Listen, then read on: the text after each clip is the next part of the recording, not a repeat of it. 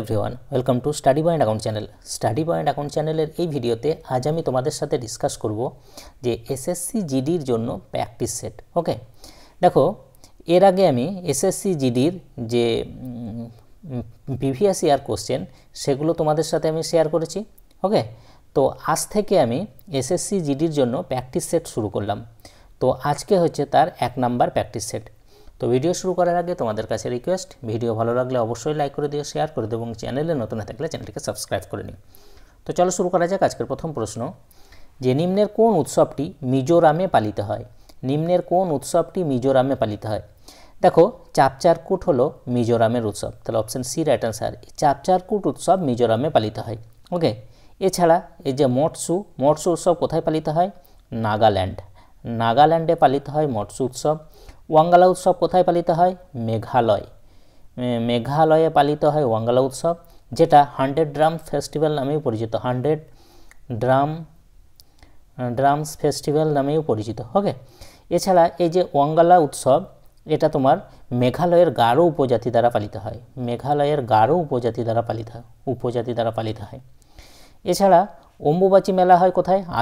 আসামের গুয়াহাটিতে হয় অম্বুবাচী মেলা। নেক্সট, প্রাচীন ভারতের নিচের কোন রাজাকে আধুনিক লেখকরা রাজার ছদ্মবেশে সন্ন্যাসী বলে অভিহিত করেছেন? প্রাচীন ভারতের নিচের কোন রাজাকে আধুনিক লেখকরা রাজার ছদ্মবেশে সন্ন্যাসী বলে অভিহিত করেছেন? এটা করেছেন সম্রাট অশোককে। অপশন সি রাইট অ্যান্সার, সম্রাট অশোককে। নেক্সট, আমাদের শরীরে বিপাক নিয়ন্ত্রণকারী হরমোনগুলি কোথা থেকে আসে? আমাদের শরীরে বিপাক নিয়ন্ত্রণকারী যে হরমোন সেগুলি কোথা থেকে আসে? সেগুলো আসে থাইরয়েড গ্রন্থি থেকে আসে। Option C right answer. উড়িষ্যায় কোন নদী বদ্বীপ গঠন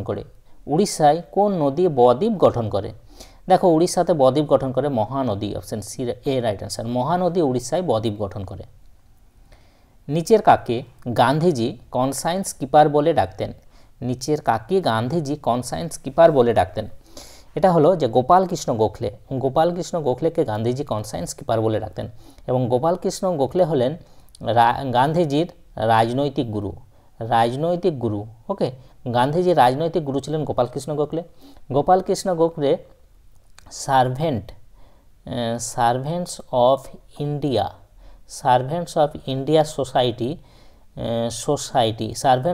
সোসাইটিতে তিনি প্রতিষ্ঠা করেছিলেন। কত সালে? 1905 সালে। কোথায় করেছিলেন? বোম্বেতে প্রতিষ্ঠিত করেন।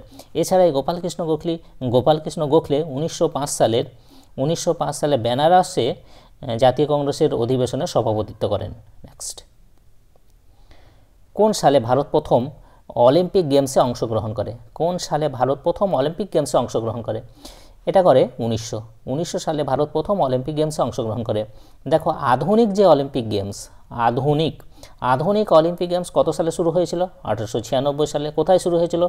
এথেন্সে, গ্রিসের এথেন্সে। ওকে, আধুনিক অলিম্পিক যদি বলা হয় সবথেকে প্রথম যে অলিম্পিক, প্রাচীন অলিম্পিক কত সালে শুরু হয়? প্রাচীন অলিম্পিক শুরু হয়েছিল 776 খ্রিস্টপূর্বে। এটা 776 খ্রিস্টপূর্বে, অর্থাৎ বিসি। কোথায় হয়েছিল? এথেন্স কোথায়? গ্রিসের এথেন্সে। ওকে, আর ভারত প্রথমবার অলিম্পিকে অংশগ্রহণ করেছিল 1900 সালে। তো এই যে 1900 সালের অলিম্পিক, সেটা কোথায় হয়েছিল? প্যারিসে হয়েছিল, ফ্রান্সের প্যারিসে হয়েছিল।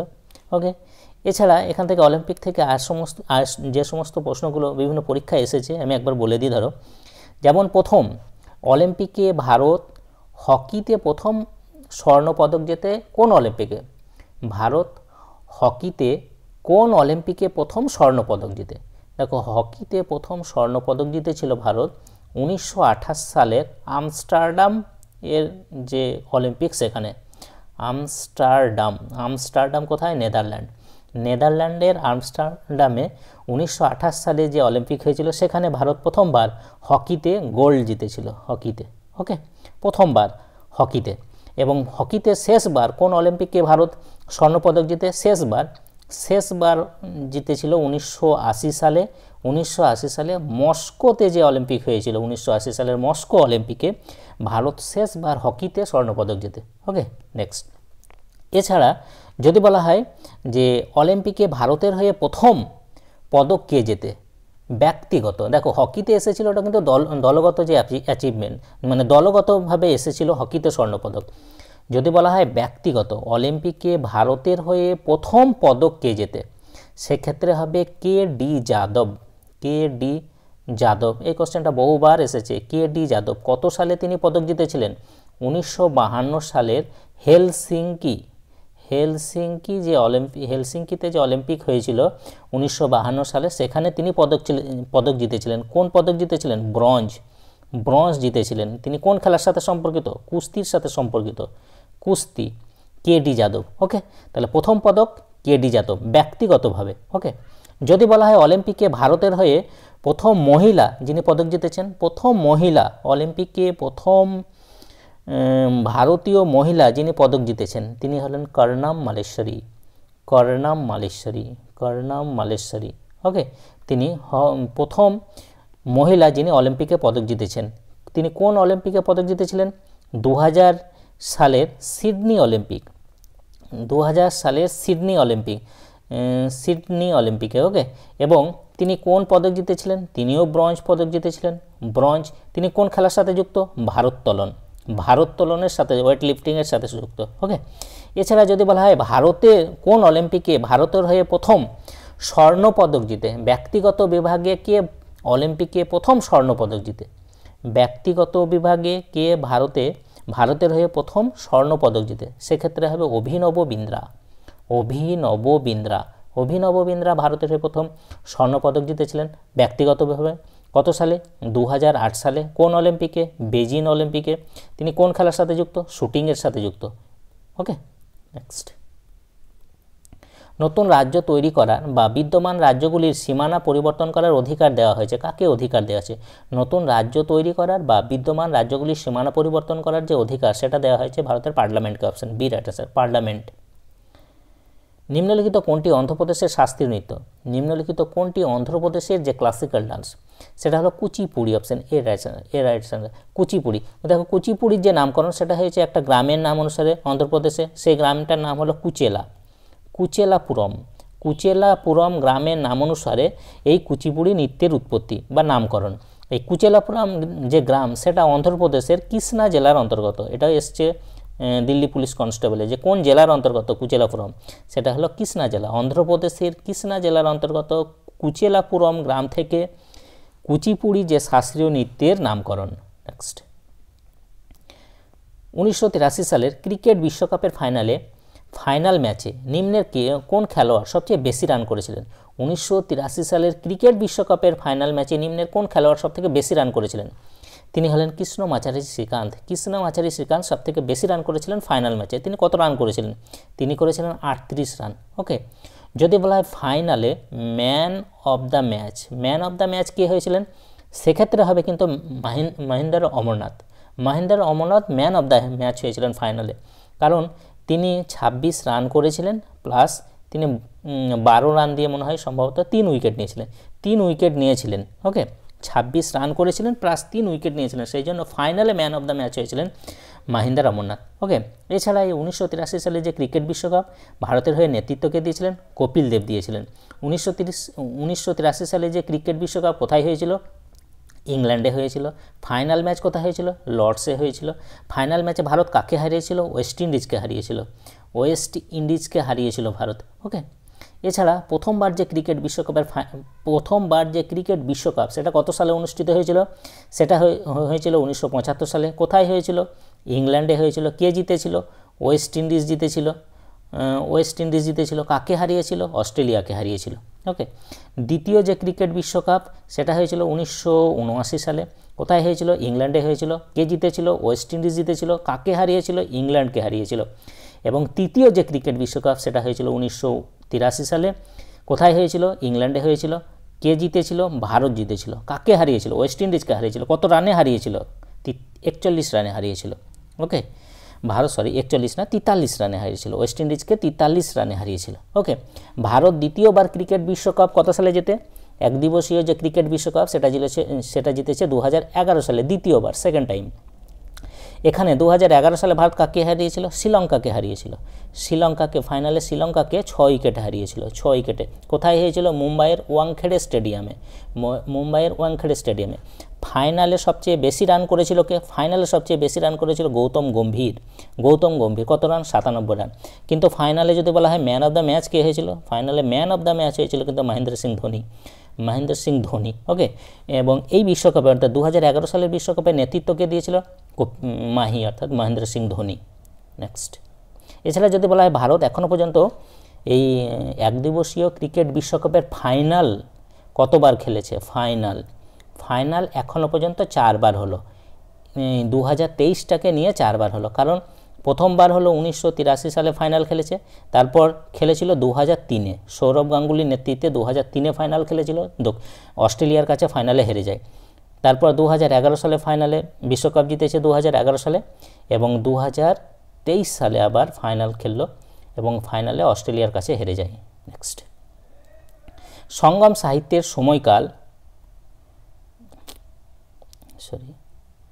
সঙ্গম সাহিত্যের সময়কাল সম্পর্কিত প্রত্নতাত্ত্বিক যে উপকরণ কোথা থেকে খনন করা হয়েছিল? সঙ্গম সাহিত্যের সময়কাল সম্পর্কিত যে প্রত্নতাত্ত্বিক উপকরণ সেটা কোথা থেকে খনন করা হয়েছিল? এটা খনন করা হয়েছিল Madurai. Option A right answer, Madurai থেকে। মাতাটিলা বহুমুখী প্রকল্প কোন রাজ্যে অবস্থিত? মাতাটিলা যে বহুমুখী প্রকল্প সেটা কোন রাজ্যে অবস্থিত? এটা অবস্থিত উত্তরপ্রদেশ। উত্তরপ্রদেশে দেখা যায় মাতাটিলা বহুমুখী প্রকল্প। মাতাটিলা যে বহুমুখী প্রকল্প কোন নদীর উপর দেখা যায়? বেতোয়া নদীর উপর। বেতোয়া কোন নদীর উপনদী? যমুনা নদীর উপনদী। যমুনার উপনদী হলো বেতোয়া, কেন্স, চম্বল, ওকে, টোন্স, এগুলো। মার্কিন যুক্তরাষ্ট্রের জাতীয় খেলা কোনটি? মার্কিন যুক্তরাষ্ট্রের জাতীয় খেলা হলো বেসবল। বেসবল হলো মার্কিন যুক্তরাষ্ট্রের জাতীয় খেলা। মূল সংবিধানে মৌলিক অধিকার ছিল 60টি, কিন্তু বর্তমানে আছে। মূল সংবিধানে মৌলিক অধিকার কটি ছিল? 60টি ছিল, কিন্তু বর্তমানে কয়টি আছে? বর্তমানে আছে 6টি। কারণ যে 60টি মৌলিক অধিকার ছিল তার মধ্য থেকে একটা ছিল যে সম্পত্তির অধিকার। সম্পত্তির অধিকার ছিল মৌলিক অধিকার, ঠিক আছে। কিন্তু 1978 সালে 44তম সংবিধান সংশোধনীর মাধ্যমে সম্পত্তির অধিকারকে মৌলিক অধিকার থেকে বাদ দেওয়া হয়। বর্তমানে সম্পত্তির অধিকার হলো একটা আইনগত অধিকার, যেটা রাখা হয়েছে 300A আর্টিকেলে এবং 12 নাম্বার পার্টে, ওকে। আচ্ছা, এই 300A যখন মৌলিক অধিকার ছিল তখন সম্পত্তির অধিকার কত নম্বর আর্টিকেলে ছিল? সেক্ষেত্রে হবে 31 নম্বর আর্টিকেলে ছিল, 31। নেক্সট, হিন্দ স্বরাজ গ্রন্থটি কে লিখেছেন? হিন্দ স্বরাজ গ্রন্থটি কে লিখেছেন? দেখো, এটা লিখেছিলেন মহাত্মা গান্ধী। গান্ধীজি লিখেছিলেন হিন্দ স্বরাজ গ্রন্থ, ওকে। এছাড়া গান্ধীজি আর কি লিখেছিলেন? যেমন ইন্ডিয়ান ওপিনিয়ন, ইয়ং ইন্ডিয়া, এগুলো লিখেছিলেন। তারপর হরিজন পত্রিকা, এগুলো কিন্তু সবই গান্ধীজির। এছাড়া গান্ধীজির যে অটোবায়োগ্রাফি সেটা হলো মাই এক্সপেরিমেন্ট উইথ ট্রুথ। এটা কোন ভাষায় লেখা? গুজরাটি ভাষায় লেখা। এটা ইংরেজি অনুবাদ কে করেছিলেন? Mahadev Desai. Next, M Chinnaswamy cricket stadium ভারতের কোন শহরে অবস্থিত? এম চিন্নাস্বামী যে ক্রিকেট স্টেডিয়াম সেটা ভারতের কোন শহরে অবস্থিত? এটা অবস্থিত Bengaluru. Option B right answer, বেঙ্গালুরুতে অবস্থিত এম চিন্নাস্বামী ক্রিকেট স্টেডিয়াম। কলকাতায় অবস্থিত ইডেন গার্ডেন্স অবস্থিত কলকাতায়। মুম্বাইয়ে ওয়াংখেড়ে স্টেডিয়াম মুম্বাইয়ে।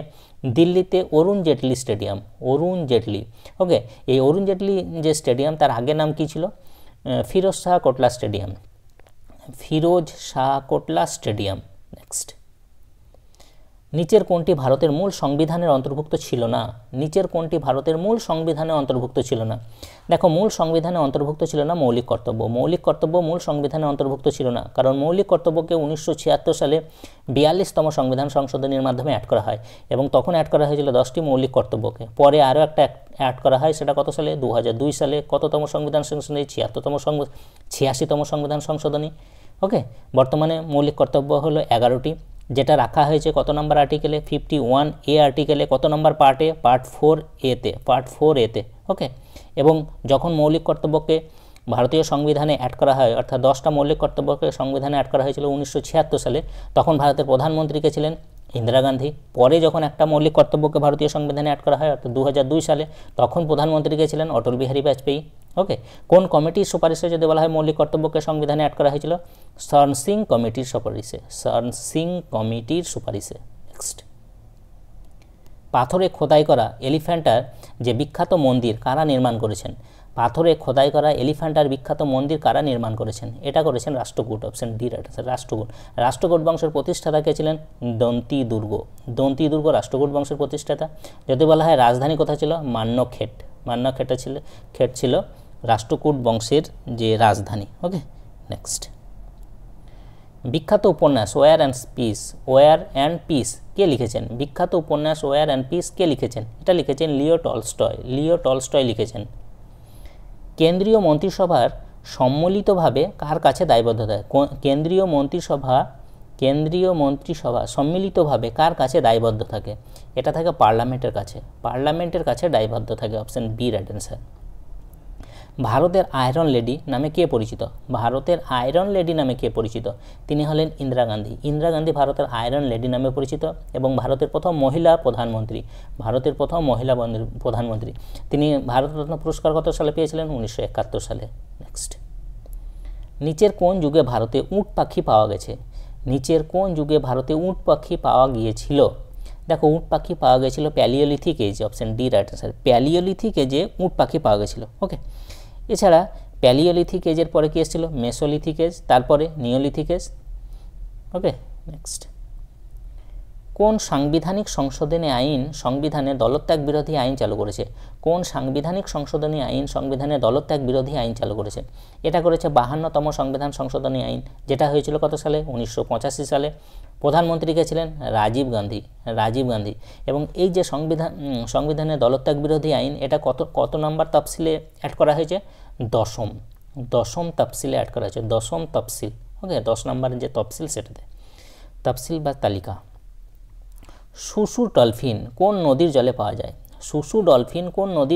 যায়? এটা পাওয়া যায় গঙ্গাতে পাওয়া যায় শুশু ডলফিন। মটকি কোন রাজ্যের জনপ্রিয় লোকনৃত্য? এটা হলো মধ্যপ্রদেশের জনপ্রিয় লোকনৃত্য হলো মটকি। আকবরের রাজত্বকালে নিচের কোন বইটি রজমনামা হিসাবে অনুবাদ করা হয়েছিল?